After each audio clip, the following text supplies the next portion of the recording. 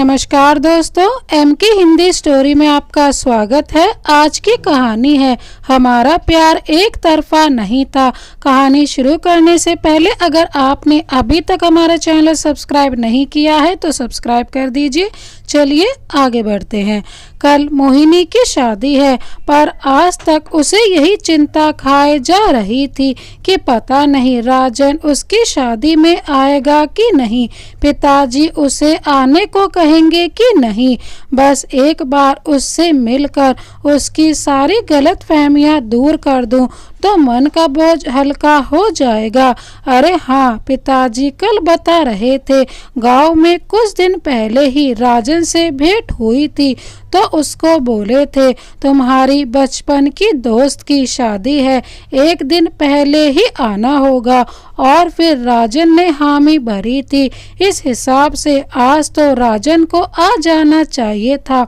मोहिनी इन्हीं ख्यालातों में इस कदर गुम थी कि दरवाजे पर बज रही घंटी का कुछ पता ही नहीं चला, जब पीछे से माँ चिल्ला कर बोली, मोहिनी दरवाजा खोल, कब से दस्तक हो रही है, सुनाई नहीं पड़ रही है क्या। मोहिनी अपने ख्याली दुनिया से बाहर निकलकर दरवाजा खोलती है। सामने पिताजी खड़े थे और उनके पीछे भी कोई था जो मोहिनी को दिख नहीं रहा था। द्वार खुलते ही पिताजी पीछे मुड़कर उस शख्स से बोल पड़े, शादी की तैयारियों में सब इतने बिजी हैं कि दरवाजे खोलने की भी फुर्सत नहीं है। और फिर घर में दाखिल होते ही मोहिनी से बोले, लो देखो तुम्हारे बचपन का सखा राजन आ गया। फिर वो अपने कमरे में चले गए और मोहिनी राजन को एक पलक निहारती रही। करीब 6 साल बाद दोनों इतने करीब थे। मोहिनी राजन को देखते हुए सोच रही थी, कुछ तो नहीं बदला है। हमेशा सिंपल जीने वाला पतले दुबले शरीर वाला राजन आज भी वैसा ही है। हाँ, थोड़ा गाल जरूर पिचक गया है। कुछ देर की खामोशी के बाद राजन ने चुप्पी तोड़ी और कहा, भाई एक गिलास पानी मिलेगा, गला सूख रहा है। अजी आप कहें तो दूध ले आए। मोहिनी ने राजन के पिचके गाल की ओर इशारा करते हुए चुटकी ली। तभी मोहिनी की माँ वहाँ पानी लेकर आ चुकी थी। मोहिनी की बात सुन के बोली, बेटा राजन ये बिल्कुल बच्ची ही रह गई। देखो ना, गांव की शरारत अभी तक नहीं छूटी, पता नहीं ससुराल में कैसे रहेगी। ये कहते हुए वो थोड़ा रुआंसा भी हो गई। आप चिंता ना करें आंटी, ये तो अच्छा है कि हमसे अब भी ये हंसी मजाक कर रही है। हमें तो लगा कि गांव से आने के बाद इतने वर्षों तक शहर में रहने वाली लड़की पूरी तरह बदल गई। अजी हाँ, बदल तो गई हूँ। पहले मैं भी आप जैसी ही थी, मगर अब देखो खा पी के तंदुरुस्त हूँ। मोहिनी राजन की बात काटते हुए कहा तो सभी हंस पड़े। फिर मोहिनी की माँ बोली, अच्छा तुम दोनों छत पर जाकर गुनगुने धूप का आनंद लो, मैं नाश्ता लेकर आती हूँ। जाड़े के दिनों में अगर हल्की धूप निकल आए और बात करने वाले लोग इतने दिनों बाद मिल रहे हो तो मजा 2 गुना हो जाता है। राजन ने मोहिनी, जो कि वास्तव में किसी को भी मोहित करने वाली रूप धारण कर चुकी थी, को गौर से देखते हुए बोला, कल तुम्हारी शादी हो रही है और तेरे चेहरे पर थोड़ी सी सिकन नहीं, थोड़ी सी भी उदासी नहीं, ऐसा क्यों? सिकन और उदासी दोनों रहती अगर तुम नहीं आते, मगर तुम आ चुके हो। मेरे मन में जो बात छिपी हुई है, जिसे मैं कभी नहीं बताना चाहती थी, उस बात पर अपना मन हल्का करना चाहती हूँ। एक लंबी सांस लेते हुए मोहिनी बोली, इससे पहले कि मैं उस राज का पर्दाफाश करूं, तुम्हें तुम्हारी उपलब्धि पर ढेरों शुभकामनाएं देती हूँ। पता है, जब से पिताजी से सुनी हूँ कि तुम रेलवे टेक्नीशियन पोस्ट के लिए चयनित हुए हो, मेरा दिल बाग बाग हो गया। मेरे लिए तुम्हारी ये खुशी किसी दैविक वरदान से कम नहीं। मुबारकबाद तो तुम कबूल करो देवी, तुम्हारी प्रेरणादायक बातों ने मेरी मंजिल आसान कर दी। जब मैं चयनित हुआ था इस पद के लिए तो मेरी खुशी का कोई ठिकाना नहीं था, लेकिन तुम्हें ये बात कैसे पता? तुम तो मेरी नजरों से ओझल। राजन फफक पड़ा। उसे रोता देख मोहिनी की आंखें भी छलक गईं। तभी सीढ़ियों पर आहट हुई। शायद कोई छत पर आ रहा था। दोनों ने अपने आंसू पोंछ लिए। अच्छा तो तुम नाश्ता कर लो राजन बेटे, कहते हुए मोहिनी की माँ नाश्ते का प्लेट और पानी वहीं टेबल पर रख कर नीचे आ गई। शायद बहुत ज्यादा व्यस्त थी, और हो भी क्यों ना, बेटी की शादी जो है, कितनी जिम्मेदारियां होती है माँ के कंधे पर।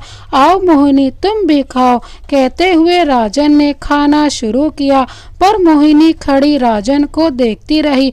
मोहिनी को यूं ही खड़ा देख राजन ने इशारों में पूछा, क्या बात है, तुम मेरे साथ नहीं खाओगी? तब मोहिनी बात बनाते हुए बताया, आज संतोषी माता का व्रत है इसलिए। लेकिन असल बात तो ये थी कि मोहिनी वर्षों बाद मिले अपने बचपन के जिगरी दोस्त राजन को जी भर के निहारना चाहती थी। कुछ देर यूं ही खामोशी छाई रही, फिर मोहिनी चुप्पी तोड़ते हुए बोली, अच्छा राजन, इससे पहले कोई फिर छत पर आ जाए, मेरी बात सुन लो, तुम्हारी गलतफहमी दूर हो जाएगी।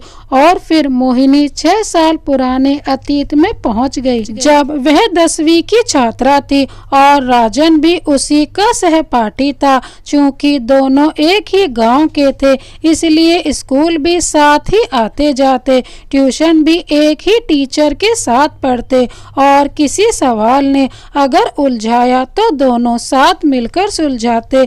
इन दोनों की नजदीकियां इनके परिवार वालों के लिए कोई खास बात नहीं थी, लेकिन वो कहते हैं ना, मनुष्य जिस समाज में रहता है वहाँ गंदी मानसिकता वाले लोगों की कमी नहीं होती। हालांकि ये दोनों नए जमाने और नई सोच में जीने वाले थे, इनकी दोस्ती भी पवित्र थी।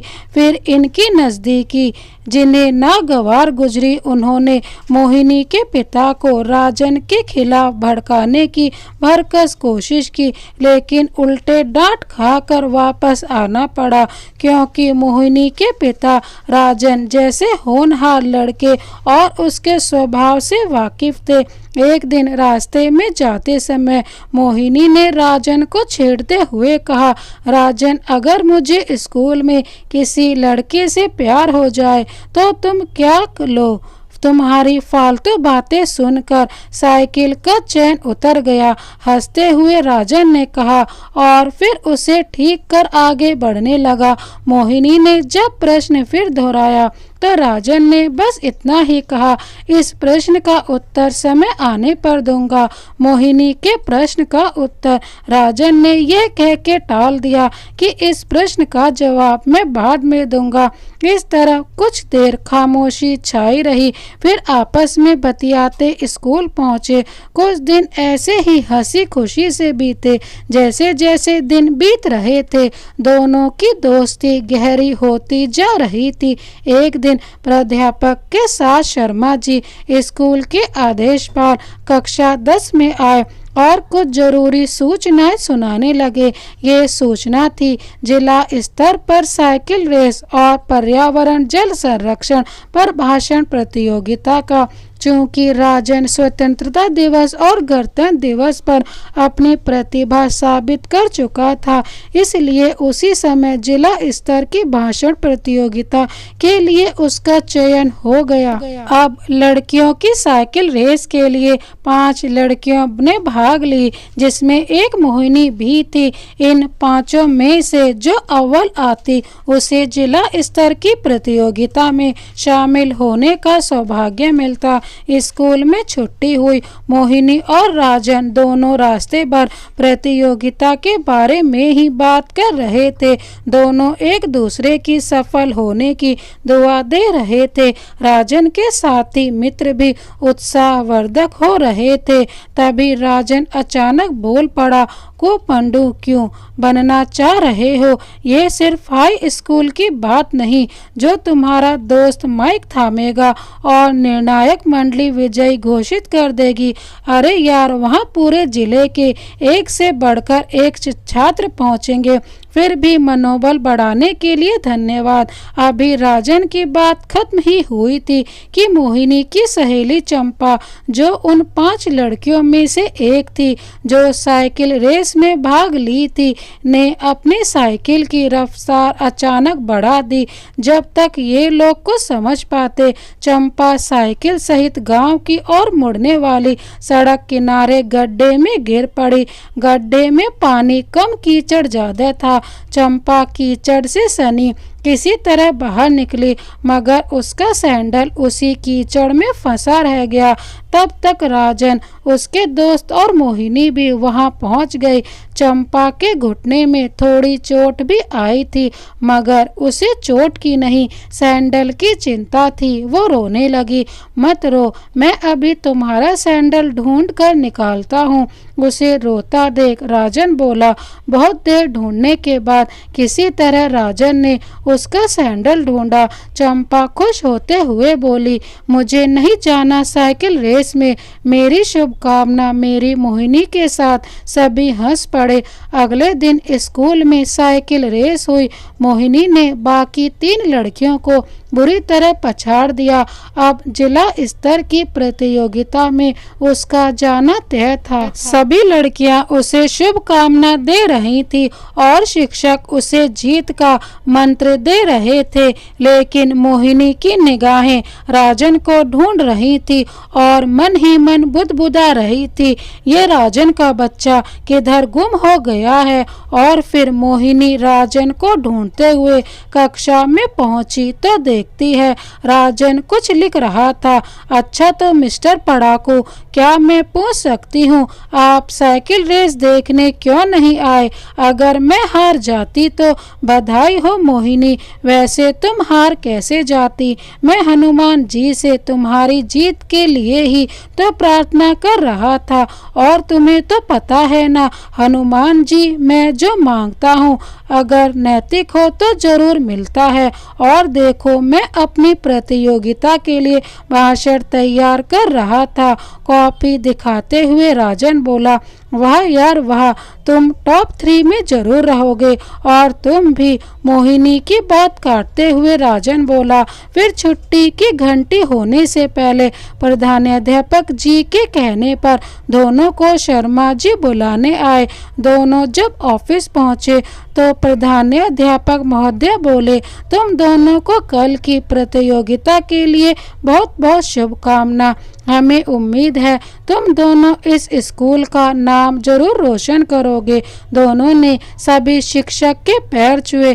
तब तक छुट्टी की घंटी बज चुकी थी। अपने गांव के सहपाठियों के साथ दोनों घर आ गए। अगले दिन वे दोनों अपने वर्ग शिक्षक राजेश सर के साथ जिला स्तर की प्रतियोगिता में शामिल हुए। नियत समय पर प्रतियोगिता शुरू हुई। हालांकि राजन ने दोनों भाषण प्रतियोगिता में सभी प्रतिभागियों को कड़ी टक्कर दी, फिर भी प्रथम स्थान हासिल नहीं कर पाया और दोनों में उसे द्वितीय स्थान हासिल हुआ। उस प्रतियोगिता के समापन पर निर्णायक मंडली ने राजन की प्रशंसा करते हुए कहा कि अगर तुम किसी एक ही विषय पर बोलते तो निश्चय ही प्रथम स्थान हासिल करते। फिर भी तुम्हारा प्रदर्शन बहुत बढ़िया रहा। फिर 3 चयनित प्रतिभागियों को पुरस्कृत किया गया। अपने प्रदर्शन से राजन ज्यादा उदास नहीं था।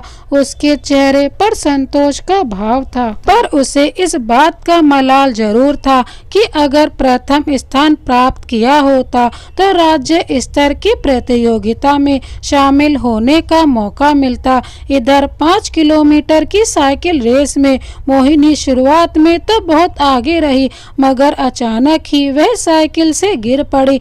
जब तक वो संभल के आगे बढ़ती, 2 लड़की इससे आगे हो गई, अतः उसे तीसरे स्थान से संतोष करना पड़ा। मोहिनी अपने प्रदर्शन से थोड़ी निराश थी, पर जब राजेश सर ने उसकी पीठ थपथपाते हुए कहा, हम तुम दोनों के प्रदर्शन से खुश हैं। तुम दोनों ने अपने विद्यालय का नाम रोशन कर दिया। दिया। तब मोहिनी की उदासी गायब हुई। फिर राजन और मोहिनी दोनों एक दूसरे को बधाई दी। दोनों के घर वाले भी इनके प्रदर्शन से खुश थे। अगले दिन स्कूल में सभी शिक्षक और छात्र दोनों को बधाई दे रहे थे और अखबार में छपी इनकी तस्वीर इन्हें दिखा रहे थे, जिसमें सभी सफल प्रतिभागियों के नाम और उसके विद्यालय का नाम छपा था। कुछ दिन इसी तरह खुशी में बीते। राजन और मोहिनी में इतनी गहरी दोस्ती हो चली थी कि एक बार की किसी को उन पे शक हो सकता था। मोहिनी कई बार राजन को ये बात कह चुकी थी, देखो ना हमारी सहेली मुझे तुम्हारे नाम का ताना देती है, लेकिन राजन उसकी बातों को इग्नोर कर देता था। उसका कहना था हमारी दोस्ती पवित्र और सच्ची है। और फिर सर भी तो यही कहते हैं ना, सांच को आँच नहीं आती। लेकिन मोहिनी अपनी दोस्ती पर बदनामी का दाग नहीं पड़ने देना चाहती थी। राजन गौर कर रहा था कि इधर कुछ दिनों से मोहिनी का स्वभाव बदलते जा रहा था। मोहिनी के चेहरे पर परेशानी की लकीरें साफ देखी जा सकती थी। जो लड़की स्कूल में भी अपना ज़्यादा समय राजन के साथ बिताती थी, वो अब टिफिन होते ही अपनी सहेली के साथ छत पर चली जाती थी। गांव में भी कभी कभी ही बात करती थी और राजन जब भी कुछ पूछता वो बस कुछ नहीं कहकर टाल जाती थी। राजन मोहिनी के स्वभाव से परेशान रहने लगा। पढ़ाई में भी मन नहीं लग रहा था। क्लास में भी वह सर के प्रश्नों का सही उत्तर नहीं दे पा रहा था। एक बार तो उसे सोशल साइंस के टीचर से मार भी खानी पड़ी। मोहिनी राजन की हालत पर रोती थी, पर अपने होठ सिल रखे थे उसने। कुछ दिन बाद बसंत पंचमी का त्योहार आया। सभी बच्चे बड़े ही धूमधाम से माँ शारदा भवानी की पूजा करने की तैयारी में थे। उस दिन राजन को छोड़कर सभी बच्चे स्कूल ड्रेस में नहीं आकर रंग बिरंगे परिधान में सज सवज कर आए थे। राजन को सादगी और साधारण वेशभूषा पसंद थी। उसे इस तरह की चमक दमक और दिखावा से परहेज था। मोहिनी भी इन रंग बिरंगे कपड़ों में ही सज संवर कर आई थी। वह इन कपड़ों में बहुत खूबसूरत दिख रही थी। कुछ ही देर में पूजा शुरू होने वाली थी, पर अचानक मोहिनी वहां से गायब थी। राजन की निगाहें मोहिनी को ढूंढ रही थी और वह उसे ढूंढते हुए छत पर जा रहा था। उसे किसी की आवाज सुनाई पड़ रही थी। वह आहिस्ता आहिस्ता थोड़ा और ऊपर चढ़ा। अब उसने जो देखा उसे देखकर सन रह गया। राजन ने देखा कि मोहिनी अपने क्लास के ही एक लड़के रौनक से हंस हंस कर बात कर रही थी। उसे तो बार बार यकीन नहीं हुआ, लेकिन फिर उसे मोहिनी की कही वो बात याद आई कि अगर मुझे स्कूल में किसी से प्यार हो गया तो तुम क्या करोगे। राजन उल्टे पांव लौट रहा था। उस समय वह इतना मानसिक तनाव में था कि उसे कुछ होश नहीं था। मोहिनी राजन को सीढ़ियों पर खड़ा और फिर वापस मुड़ते हुए भी देख चुकी थी। राजन वापस पूजा में सम्मिलित होने आ गया। कुछ ही देर बाद मोहिनी भी आ गई और फिर आरती शुरू हुई। मोहिनी ने राजन को जानबूझकर टोकने की कोशिश की, पर राजन नजरअंदाज कर गया। कुछ देर बाद मोहिनी सबके सामने राजन से बोली, आरती में देने के लिए मेरे पास छुट्टे नहीं है, 2 रुपया दो। राजन बिना मोहिनी की तरफ देखे उसकी हथेली पर 2 का सिक्का रख दिया। फिर प्रसाद वितरण हुआ। राजन प्रसाद खाकर किसी दोस्त को बिना कुछ बताए अपनी साइकिल निकाली और घर की ओर चल पड़ा। उसके सभी दोस्त चकित थे। आखिर बात क्या है? राजन आज तक तो अकेले घर नहीं गया था। कुछ तो गड़बड़ जरूर है। घर आकर राकेश, जो कि राजन का लंगोटिया यार बोले तो घनिष्ठ मित्र था, राजन से मिलकर स्कूल से अकेले वापस आने की वजह पूछी। राजन ने राकेश को सारी सच्चाई बताई। फिर राकेश ने राजन को सलाह दी कि वह कुछ दिन मोहिनी से बात ना करे और ना ही उसकी ओर देखे। कुछ दिनों में रौनक और मोहिनी के चर्चे पूरे स्कूल में होने लगे। रौनक के कई दोस्त तो धीमे स्वर में मोहिनी को भाभी तक कह देते थे। एक दिन तो गजब ही हो गया। टिफिन का वक्त था। सभी विद्यार्थी क्लास से बाहर निकल आए थे, मगर राजन अपने प्रिय मित्र राकेश के साथ कक्षा में ही बैठे रहे और डेस्क में पीठ टिकाकर वार्तालाप कर रहे थे। तभी डेस्क के हिलने डुलने की वजह से कुछ किताबें नीचे गिर पड़ी। दोनों मित्र किताब उठाकर रखने लगे। तभी राकेश की नज़र एक तस्वीर पर पड़ी। उसने झट से उसे उठाया। अरे ये तो मोहिनी की तस्वीर है, कहते हुए उसने तस्वीर राजन को थमा दी। तत्क्षण राजन ने वो किताब ली और नाम पढ़ा रौनक। अब तो उसे और यकीन हो गया कि मोहिनी रौनक से प्यार करती है। शाम को घर लौटते समय राजन ने फिर मोहिनी से बिना नजरें मिलाते हुए उसकी तस्वीर जो रौनक के बुक से मिली थी उसे थमा दी। मोहिनी अवाक रह गई। याद है ना राजन, पूरे एक सप्ताह तक तुमने मेरी तरफ देखा नहीं था। अतीत की यादों से निकलते हुए बड़े ही कातर स्वर में मोहिनी बोली। मोहिनी ने बात आगे बढ़ाते हुए फिर कहा, फिर 8वें दिन स्कूल में तेरी हिस्ट्री की बुक में मैंने एक खत रखा था जिसे तुमने शायद बिना पढ़े ही फाड़ डाला था।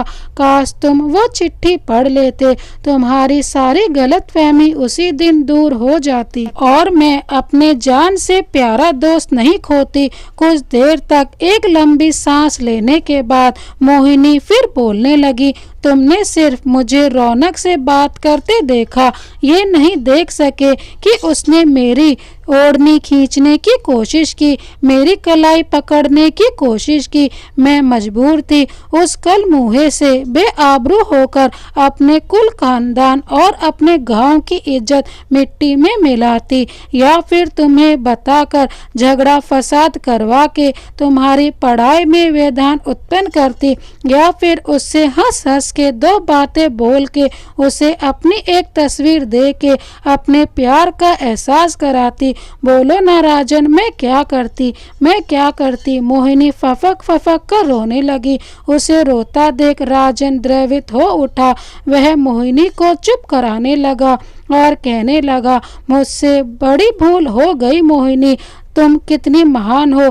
मैं तुम्हें अपनी बात कहने का भी मौका नहीं दिया। मुझे तो बस इतना ही याद रहा कि तुमने कहा था कि अगर मुझे मोहिनी किसी से प्यार हो जाएगा तो तुम क्या करोगे, और जवाब में मैं तुम्हारी जिंदगी से खुद को एकदम अलग कर दिया।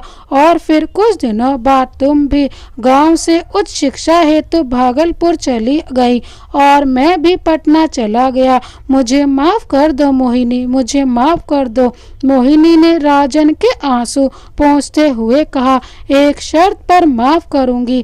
कौन सी शर्त? उत्साहित होते हुए राजन ने पूछा।